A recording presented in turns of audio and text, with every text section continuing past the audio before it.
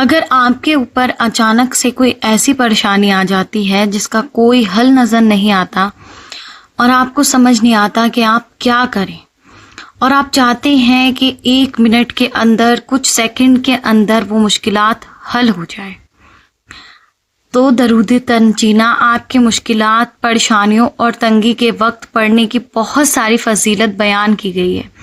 बहुत सारे लोगों के अपने एक्सपीरियंस है जिसमें लोग बताते हैं कि दरूद तंजीना की कसरत अल्लाह सुब्हानहू व तआला ने उनकी मुश्किलात बहुत जल्दी आसान फरमा दी। और आज की मिरेकल स्टोरी भी दरूद तंजीना के हवाले से है कि कैसे एक लड़की की परेशानी कुछ ही पल में हल हो गई दरूद तंजीना के पढ़ने से। और अगर आप लोग को याद हो, जो मेरे पहले के सब्सक्राइबर हैं, मुझे स्टार्टिंग से फॉलो करते आ रहे हैं, कि मेरा अपना भी दरूद तंजीना का बहुत एक्सपीरियंस रहा है कि मैंने जब किसी मुश्किल में मुझे कुछ समझ नहीं आया और मैंने दरूद तंजीना पढ़कर अल्लाह सुब्हानहू व तआला से फ़ौरन मदद तलब की, तो अल्हम्दुलिल्लाह फ़ौरन मुझे मदद मिली। और वाकई में ये बात सही है कि जब आपको कोई हल नज़र नहीं आए, हर दरवाज़ा बंद नज़र आए, आप बेसुकून हो, तब अल्लाह सुब्हानहू व तआला के ज़िक्र में ख़ुद को मशगूल कर दें, दुरूद शरीफ पढ़ें और दरूद तंजीना का ज़िक्र करें। तो आज की मिरेकल स्टोरी एक लड़की की है जिस पर मोहब्बत और चोरी का झूठा इल्ज़ाम लगाया गया। हर तरफ से उसकी इज्जत को निशाना बनाया गया, लेकिन अल्लाह सुब्हानहू व तआला ने उसका दामन नहीं छोड़ा। तो ये बताती हैं कि मैं अपनी ज़िंदगी में बहुत ज़्यादा शरीफ और मेहनती लड़की हूँ। अपनी पढ़ाई और घर की जिम्मेदारियों में मशरूफ़ रहती हूँ। मोहल्ले और रिश्तेदारों में भी मेरी एक अच्छी पहचान है। लेकिन एक दिन कहती हैं अचानक से मेरी ज़िंदगी बदल गई। मैं अपनी एक रिलेटिव के घर निकाह में गई थी। हम लोग वहाँ पर कुछ दिन रुके थे। उसी दरमियान में एक लड़का था उनकी रिलेशन में ही, जो मुझे बार बार देखता था, मुझे फॉलो करता था, मुझे परेशान करता था। और कहती हैं कि देखते ही देखते उसने ऐसी हरकतें शुरू कर दी कि सबको ये लगने लगा कि मैं उसके साथ रिलेशनशिप में हूँ। हालांकि ऐसा बिल्कुल भी नहीं था। मैं नज़रअंदाज करती रही, लेकिन फिर मैंने धीरे धीरे उस लड़के से बात करना शुरू किया और मैंने उससे कहा कि तुम क्यों झूठी बात फैलाते हो कि मैं तुम्हारे साथ रिलेशनशिप में हूँ। हालांकि मैं तो तुम्हें पसंद भी नहीं करती, मैं तुम्हें देखना भी पसंद नहीं करती। अब उस लड़के ने, कहती हैं कि कहीं से मेरा नंबर ले लिया और मुझे कॉल करी और मुझे कॉल कर कर बोला कि तुम टेरेस पर आ जाओ, मुझे तुमसे कुछ बात करनी है, उसके बाद मैं तुम्हें ज़िंदगी में भी कभी परेशान नहीं करूँगा। कहती हैं कि मैंने उसकी कॉल कट कर दी और मैं उसके बुलाने पर नहीं गई। लेकिन फिर उसने एक बच्चे से मुझसे कहलवाया कि आपको भाई ऊपर बुला रहे हैं, आप प्लीज़ जाकर उनकी बात सुन लीजिए। मैंने उस टाइम भी उसकी बात सुनने के लिए तैयार नहीं हुई। फिर कहती हैं एक लड़की थी, मुझे नहीं पता था कि वो मेरे बारे में क्या सोचती है। शायद वो मेरे बारे में बहुत बुरा सोच रखती थी।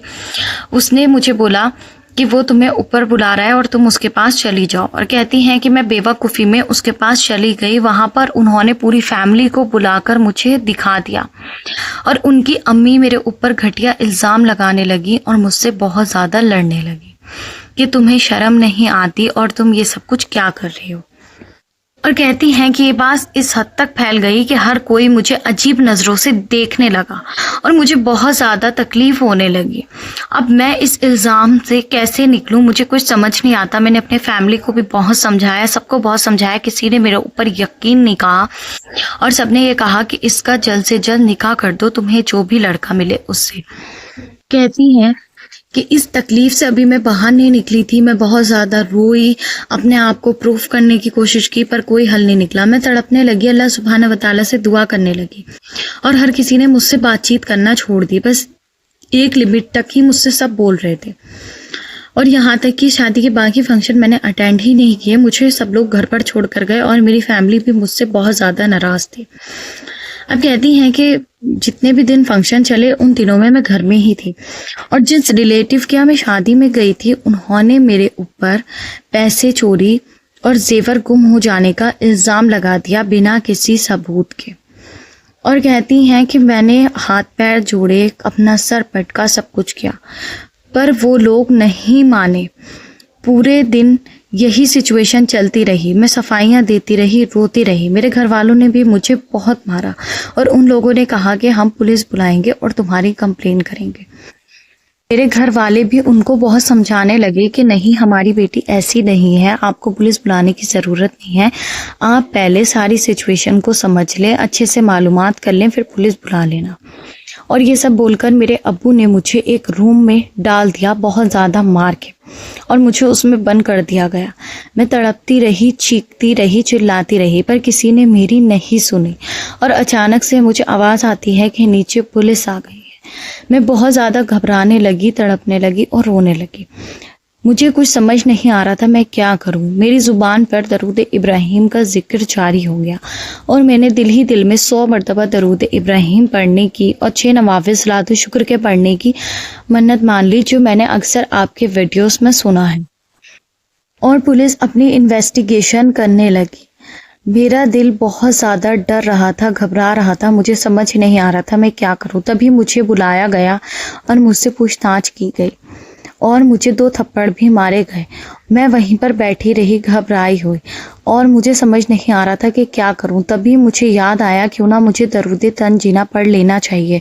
दरूद तंजीना मुझे ज़ुबानी याद था और मैं कंटिन्यूसली दरूद तंजीना पढ़ती रही और अल्लाह सुब्हानहू व तआला से अपने दिल ही दिल में ये दुआ करती रही कि अल्लाह सुब्हानहू व तआला मुझे इस मुश्किल से इज़्ज़त के साथ निकाल दे, मेरी खोई हुई इज़्ज़त वापस ला दे, मेरे ऊपर से हर घटिया इल्ज़ाम जो लगाया गया है उससे हटा दे। तू बेशक दिलों के राज जानने वाला है, तू सच्चाई का जानने वाला है।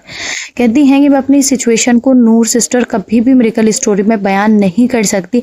मैं सिर्फ ये मिरेकल स्टोरी इसलिए शेयर कर रही हूँ ताकि लोगों को पता चले कि वो मुश्किल वक्त में सच्चे दिल से, तड़पते दिल से जब अल्लाह को पुकारते हैं ना, तो अल्लाह सुब्हानहू व तआला की मदद ज़रूर आती है। तो कहती हैं कि जब मैं दरूद तंजीना मुसलसल पढ़ती रही, मुझे नहीं पता कि मैंने कितनी मरतबा पढ़ा, लेकिन एक टाइम के अकॉर्डिंग मैं आपको बता देती हूँ कि 1 घंटे मैंने लगातार दरूद तंजीना पढ़ा। तो कहती हैं कि थोड़ी देर के बाद वो जेवर घर की जो मेट थी उसने चुराए थे और वो पैसे भी। इन्वेस्टिगेशन में सब कुछ क्लियर हो गया और उसके बाद सब लोग ने मुझे बहुत ज़्यादा घूर के देखा और कहने लगे कि ये जो था ये सब कुछ क्या हो गया। कोई मुझसे मुंह नहीं लगा रहा और मेरी फैमिली जो थी वो उस टाइम ये चीज़ एक्सेप्ट कर रही है और मेरे पापा भी एक्सेप्ट कर रहे हैं कि मैंने तो पहले ही कहा था कि हमारी बेटी ऐसी नहीं है, आपको कुछ ज़्यादा मिसअंडरस्टैंडिंग हो गई होगी। है कि यहाँ से ये प्रॉब्लम सॉर्ट आउट हुई, मेरे ऊपर से घटिया इल्ज़ाम हटा, लेकिन उन लोगों को मैं कभी माफ़ नहीं करूँगी जिन्होंने उस सिचुएशन में मुझे तकलीफ़ दी और मुझ पर इल्ज़ाम लगाया। उसके बाद ये कहती हैं कि वो जो लड़का मुझे परेशान कर रहा था, अचानक से जिस दिन हम अपने घर पर वापस आ रहे थे उसकी गर्लफ्रेंड आ जाती है, और बल्कि एक नहीं 2। और सबको पता चल जाता है कि वो लड़का ऐसा है जो हर लड़की में इंटरेस्ट लेता है, हर लड़की के साथ रिलेशनशिप में है, और यहाँ तक कि वो बहुत सारी लड़कियों के साथ फिजिकल रिलेशनशिप भी बना चुका है। और उसकी फैमिली ने जब उस लड़की को मारा और उस पर सख्ती की तो उसने अपने सारे गुनाह एक्सेप्ट किए और उसने ये भी एक्सेप्ट किया कि मेरा उसके साथ कोई रिलेशनशिप नहीं है, वो झूठ बोल रहा था, मैं उसे पसंद आ गई थी तो वो मुझे फंसाना चाहता था और वो ये चाहता था कि मेरा निकाह उससे हो जाए किसी भी तरह से, इसलिए वो ये सारी हरकतें कर रहा था। हैं कि यकीन जानिए नूर सिस्टर, ये 2 मिरेकल जो मेरी ज़िंदगी में हुए हैं ये सिर्फ दरूद तंजीना और दरूद इब्राहिम की मन्नत और सलात शुक्र के पढ़ने से हुए हैं, वरना ये 2 सिचुएशन मेरी ज़िंदगी की ऐसी थी जिन्होंने मुझे मजबूर कर दिया था कि मैं मर जाऊं। आप खुद सोचें नूर सिस्टर कि एक लड़की पर जो बेगुनाह है उस पर इतने बड़े इल्ज़ाम लगेंगे तो वह कैसे ख़ुद को बर्दाश्त करेगी। कहती हैं कि अभी ये सिचुएशन है कि अभी मैं अल्हम्दुलिल्लाह दरूद इब्राहिम को मुसलसल पढ़ रही हूँ, नमाज की पाबंदी कर रही हूँ, इस्तग़फ़ार भी पढ़ रही हूँ और दरूद तंजीना को अब मैं अपनी डेली रूटीन में 11 टाइम्स पढ़ती हूँ। कहती हैं कि मैं 11 टाइम दरूद तंजीना को रेगुलर पढ़ती हूँ और एक भी दिन मैं मिस नहीं करती। तो आप जब भी फ्री हो बावसू होकर तवज्जो से दरूद तंजीना अपनी रूटीन में लाजमी पढ़ें, और अगर किसी को भी इनकी तरह कोई बहुत सख्त मसला या हाजत पेश आ गई है तो आपने कंटिन्यू दरूद तंजीना पढ़ना है, कम से कम 70 टाइम, ज़्यादा से ज़्यादा आप जितना पढ़ सकते हैं उतना पढ़ें जैसे इन सिस्टर ने पढ़ा है, लेकिन एटलीस्ट 70 टाइम तो आपने बहुत ध्यान तवज्जो से पढ़कर अपना मसला हल होने की दुआ मांगनी है और इंशाल्लाह आपकी प्रॉब्लम ज़रूर सॉल्व होगी।